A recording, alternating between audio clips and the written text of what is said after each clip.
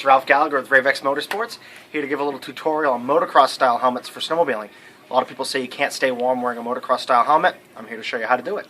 This is the Fly F2 Carbon. It's an HMK graphic. Great helmet. It's actually the same helmet that I'm going to be running this year. Basically, the key to keeping warm with a motocross helmet snowmobiling is a good headstock, the right pair of goggles, and a breath box, especially if it's cold out. Sometimes I don't run the breath box depending on the temperature, but everybody's a little bit different. Fly actually makes a breath box that fits directly in their helmet, in the F2 Carbon and in the Kinetic series, which is a little bit less money. This here is made out of a neoprene, so it's windproof. It's got a little metal tab in it so you can kind of fold it and form it to your nose so that you get a good seal. That's the key. You want to have a good seal on your face here because you don't want any exposed skin. That's where the nice headstock comes in, and the breath box helps take up any extra area. The goggles that we like to use are 509. This here's the aviator goggle. This one doesn't have the extra foam around the outside of the frame because the frame's so large itself, so it gives you a really good field of view. You don't see the goggle when it's on, really. There's hardly any obstruction of your vision on the sides. Really good peripheral vision as well. So basically, I can kind of show you on this helmet how this is going to work.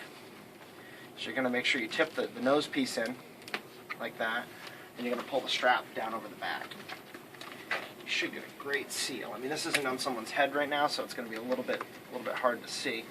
But if you kind of come in here with the camera, you can see there's not a lot of space in there.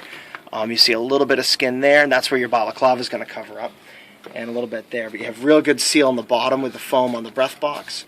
And this is also, the breath box helps block some of that cold air coming through the mouth port, which a lot of motocross helmets are designed to have a lot of air moving through them so you can get a lot of oxygen while you're riding hard. This breath box kind of helps block that. In the wintertime, you're going to be a little bit chilly if you're not blocking that wind. So that's the aviator goggle and how that fits in there. And I can show you the other style 509 makes. It's called the Sinister goggle. That's the other key component. This here has a larger foam surround. A lot of manufacturers, 509's the manufacturer to kind of pioneer that. A lot of the other manufacturers have kind of tried to copy him. This here's the Chris Brandt Signature Series, but you can see the extra foam around the top, sides, and on the bottom. That's going to help seal up really well. You'll actually notice this probably seals a little bit better on this helmet than the aviator.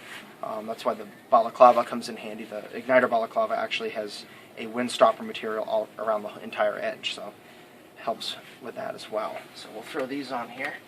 Once again, you tip the nose piece in first, kind of get the goggles situated on your face when you're wearing the helmet, then you grab the strap and pull it down over the back. So it's relatively easy. I mean, when you first start doing it, it can be a little cumbersome, but once you've done it a couple times, it'll be like riding a bike for you. It comes really easily, so you just kind of get the strap lined up. Then if you zoom in now, these goggles have the outrigger, so it helps the goggles set in a little bit better, but you can see there's no gap in there. It fills up the goggle box really, really well.